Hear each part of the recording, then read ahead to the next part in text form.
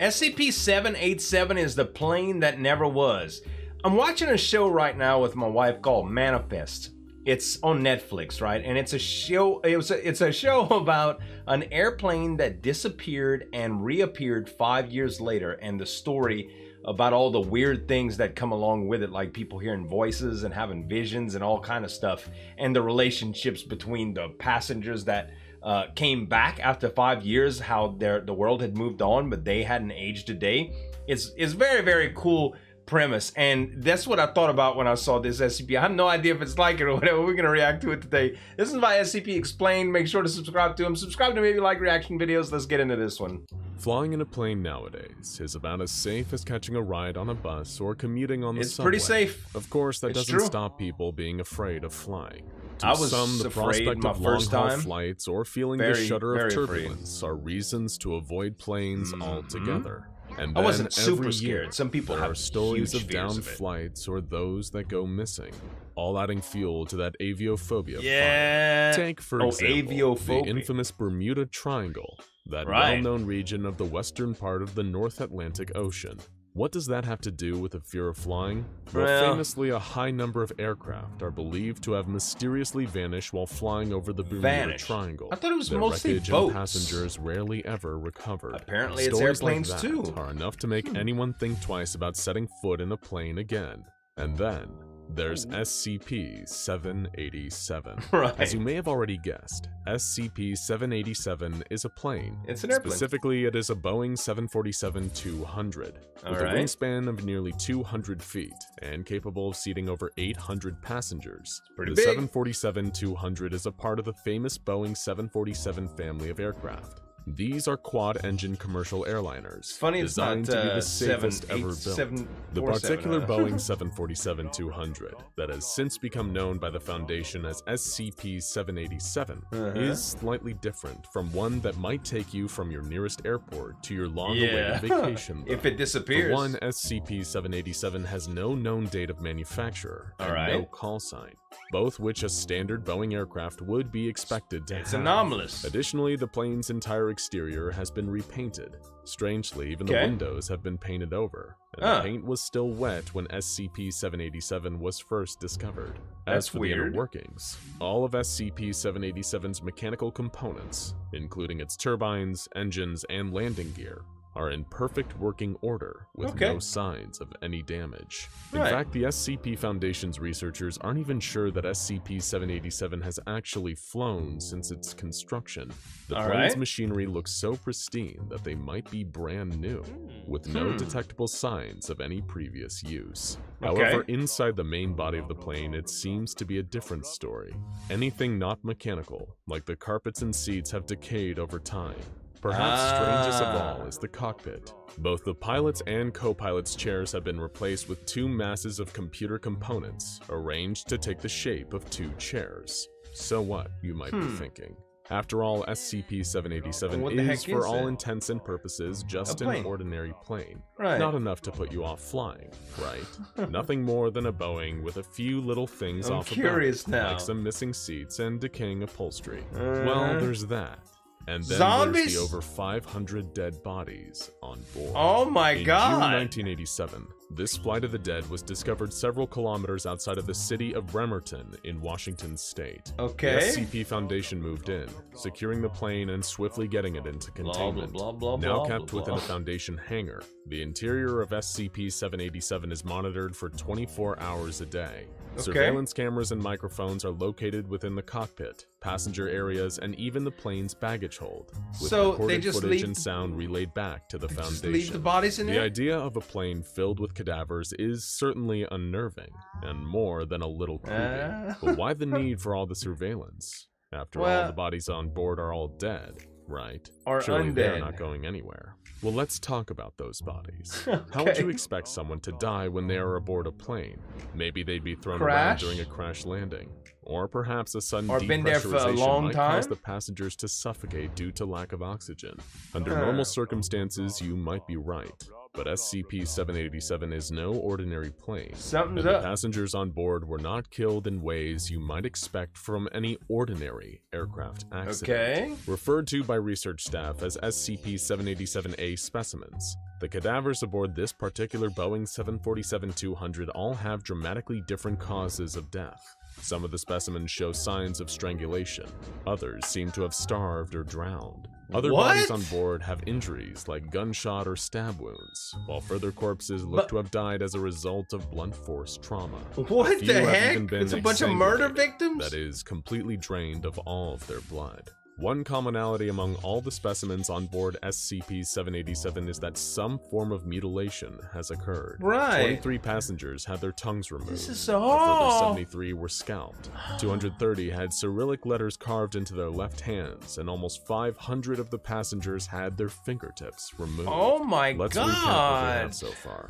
First, there's the Boeing 747-200, found randomly sitting in a field. Second, it's filled with over 500 What the heck, mutilated man? bodies. And third, each one appears to have died from a cause you wouldn't typically expect from an airline accident. So- Seems strange enough. Yes. But of course, then there's the apparitions and noises that manifest inside SCP-787, which is why the Foundation keeps the plane under round-the-clock surveillance, so they can monitor any anomalous activity taking place aboard this flight of the dead. Right. Any attempts by Foundation personnel to enter the plane during an anomalous occurrence have led to individuals being physically ejected from SCP-787, causing severe organ damage and internal bleeding for up to 72 hours. The anomalies that occur inside SCP-787 range from the presence of loud noises with no obvious source, to the manifestation of strange human-shaped entities within the plane. So it's The basically first anomalous haunted. occurrence recorded within SCP-787 Wait, was in some bad 1988, ghosts.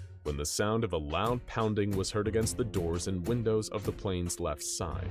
2 Okay. years later, a male voice could be heard from the onboard bathroom, repeating a singular phrase over and over. Philosophers always run from the advanced thickening treatment. Thickening? In 1993, What? the plane's in-flight entertainment system How seemed to be strange. activated by itself. The overhead screen showed a bizarre choice of in-flight movie. Colorless pictures of a deceased man, accompanied by a female voice reading a gynecology book in Czech. The same year, the longest This is lasting of the strange. SCP-787 anomalies took place. This is This seriously time, bizarre. The plane's fasten seatbelt sign spent almost 4 hours flickering, while the first 15 seconds of Jefferson Airplane's White Rabbit played on a loop over the onboard One pill makes you speakers. larger, one It pill wasn't makes you until smaller. 1997 that the first of the humanoid entities appeared aboard SCP-787. This figure was indistinct, lacking any discernible detail, little more than just a human shape standing in the aisles. That's weird. Observed by the Foundation's surveillance equipment, the figure was seen removing an emergency oxygen supply and mask from seat H43.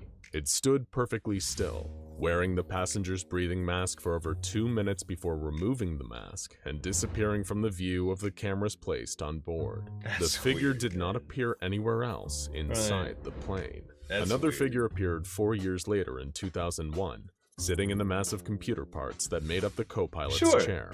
This figure, much like its predecessor, was indistinct in its features. For almost 4 minutes, it sat in the cockpit of the Boeing 747-200, just whimpering softly. Then it lurched forward, vomiting all over the console in front of it, before quickly disappearing like the first figure. SCP personnel collected a sample of the vomit the entity left behind. Wow, it was physical After vomit. performing an analysis of the sample, research staff found traces of nitrous oxide, thorium, bird droppings, and 3 human fingernails. At present, the origin of these humanoid figures is still unknown. Could these entities be the souls of the dead passengers, trying to offer insight into what happened aboard this flight? Or perhaps these indistinct human-shaped creatures are the ones responsible for the deaths of SCP-787's passengers. The next anomaly within SCP-787 occurred in 2005. When a female voice was recorded speaking through the onboard speaker system. The voice said, "For your comfort and enjoyment today, pancakes will now be served. Nice. Please do not leave your seat. Pancakes will now be served. Please do not leave your seat. Do not leave your seat. Leave your seat. Please. Pancakes will now be served. Yay! What Pancakes. the heck? Exactly what the relevance of pancakes are to a plane full of bodies is still under I investigation. ain't never had by the pancakes SCP on a plane Foundation. before. Next, in 2007, That must be the some Boeing's first class, overhead emergency like, air masks international fell from the ceiling, flight type only to be service. snatched back upwards. They continued deploying it's and a big- retracting for big 14 plane. minutes, while the plane was simultaneously filled with the noise of screams. Finally, the only other Wow. notable anomaly took place a year later, when the onboard temperature with an SCP-787 dropped 33 degrees, from 20 to minus 13 Celsius in a matter of seconds. That's pretty By cold. the late 2000s, the Foundation's researchers was having little luck understanding the nature of SCP-787's anomalies. Right. Instead, they turned their attention to identifying the bodies of the deceased passengers on board. Through the Okay. use of advanced forensics and population databases, these researchers attempted to determine where exactly these bodies had come from. Were they actual Researchers people? still haven't determined if they all died on the plane, or if someone had exhumed them from graves before placing them aboard for some unknown reason. That's In weird. fact, the answer was neither, and Foundation researchers exist? discovered something that no one had expected.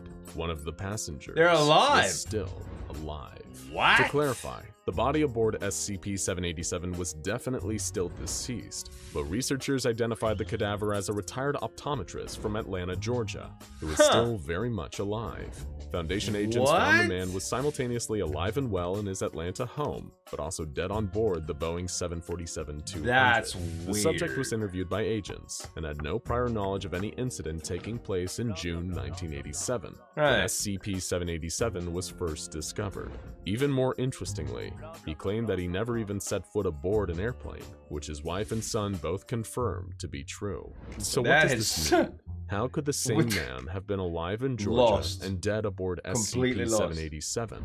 Perhaps the answer can be found in a surprising place. The plane's toilet. Or to be more specific, the place where the things flushed in the toilet go to. Examinations of the airplane's waste storage tank have revealed something very surprising.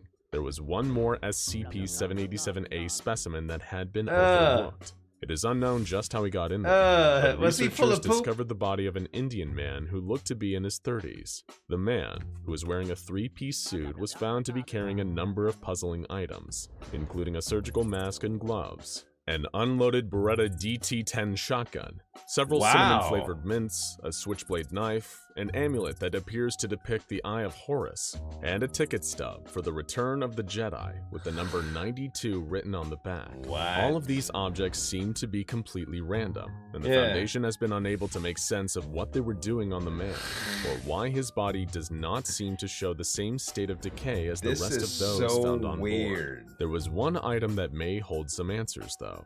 For some reason, this man also possessed a copy of SCP-787's flight log. The log consisted of a Okay. series of coordinates, which were repeated 5,478 times. The coordinates point to a seemingly random spot in the Pacific Ocean, several hundred miles away from the infamous Pitcairn Islands, the Okay. island that the famous mutineers of the HMS Infamous? Bounty settled after taking over the ship and leaving the captain adrift on the ocean.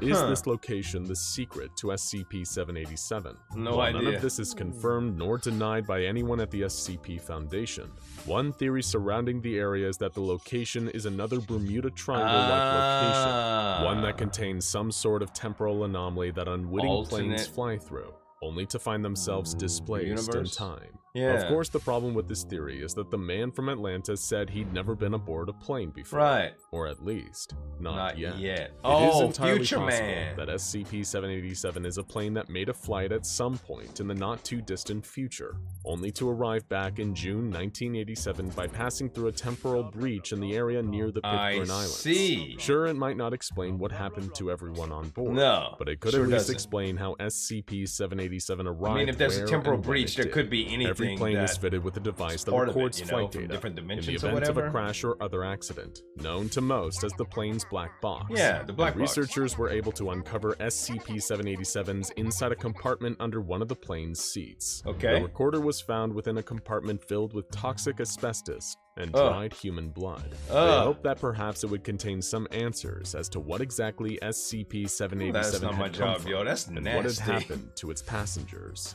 Sadly not. The flight data recorder contained no information besides one simple phrase. To be sorry? To be sorry. While an inexplicable mystery, SCP-787 is at least classified as a safe anomaly by the Foundation. It is definitely a mystery. No realistic threat or shows signs of trying to break out of containment. The aircraft has only ever caused harm to anyone trying to enter during one of its sporadic anomalous events. But apart from that, it sits gathering dust in a hangar, just waiting for someone to crack its secrets. And who knows, maybe one day you'll be sitting on a plane that's taking you to your South Pacific vacation, and the retired optometrist sitting next to you will remark that you're passing over the Pitcairn Islands, and you'll discover for yourself exactly what happened to SCP-787. Now check out man. Interesting. This is a very, very weird and mysterious SCP, but I like the story a lot. Guys, SCP Explained. Make sure to subscribe to him. Subscribe to me if you like reaction videos too. Thanks so much for watching. As always, this is Zueljin signing off. We'll see you next time.